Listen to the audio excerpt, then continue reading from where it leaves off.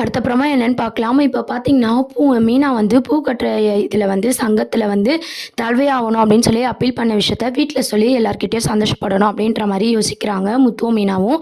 அதுக்கு முன்னாடி பார்த்தீங்கன்னா, சிந்தாமணி என்ன பிளான் போடுறாங்கன்னா, இத விஜயா கிட்ட சொல்லி நம்ம பத்த வச்சு மீனாவ இந்த எலக்ஷன்லயே வந்து இருக்க விடாம பண்ணணும் அப்படின்ற மாரி சிந்தாமணி ஒரு பக்கம் வந்து யோசிச்சுட்ருக்காங்க.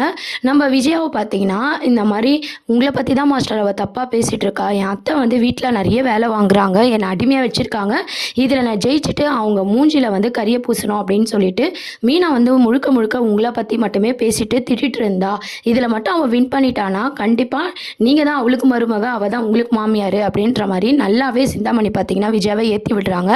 இந்த கோவத்திலே பார்த்தீங்கன்னா விஜயாமணி நான் வந்து அந்த எலெக்ஷனில் அவளை இருந்து வின் பண்ண விட மாட்டேன் அப்படின்ற மாதிரி சிந்தாமணி கிட்ட கோவமாக சொல்லிட்டு அங்கேருந்து விஜயா கிளம்பிடுறாங்க.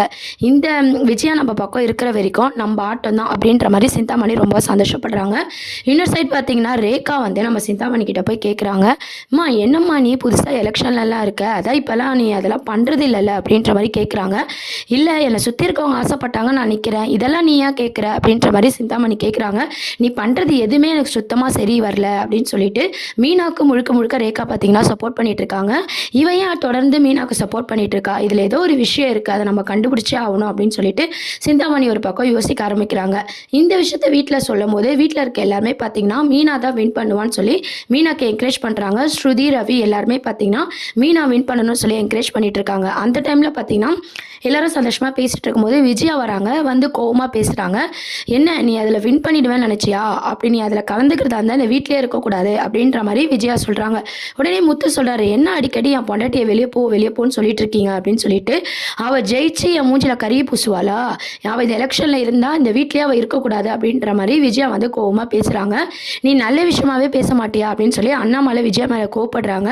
உடனே நம்ம மீனா என்ன சொல்கிறாங்கன்னா, அத்தைக்கு இந்த விஷயம் இதுக்கு முன்னாடியே தெரிஞ்சிருக்குன்னா கண்டிப்பாக அது சிந்தாமணி பண்ண வேலையாக தான் இருக்கும், அவங்க சொல்லி கொடுத்து தான் இவங்க இப்படிலாம் பேசுகிறாங்க அப்படின்னு சொல்லிட்டு மீனா வந்து சொல்கிறாங்க. இதை கேட்ட அண்ணாமலை பார்த்தீங்கன்னா, நல்ல ஃப்ரெண்டே உனக்கு இருக்காதா, இப்படி தான் சொல் பேச்சை கேட்டு ஆடிட்டு இருக்காத அப்படின்னு சொல்லி விஜயாவுக்கு அட்வைஸ் பண்ணுறாங்க. இருந்தாலும் பார்த்தீங்கன்னா விஜயா மீனா இந்த எலெக்ஷனில் வாபஸ் வாங்கலைன்னா இந்த வீட்டில் இருக்கக்கூடாது, அவள் எப்படி ஜெயிக்கிறா நான் பார்க்குறேன் அப்படின்ற மாதிரி மீனாவை பற்றி ரொம்ப கோவமாக விஜயா பேசிட்டு போயிடுறாங்க.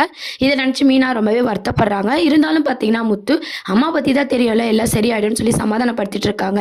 இதெல்லாம் தான் அடுத்த புறமாவா இருக்கு. இதை பற்றி உங்கள் கருத்துக்களை கீழே கமெண்ட் செக்ஷன் சொல்லி சேனலை மறக்காமல் சப்ஸ்கிரைப் பண்ணுங்கள். தேங்க்யூ.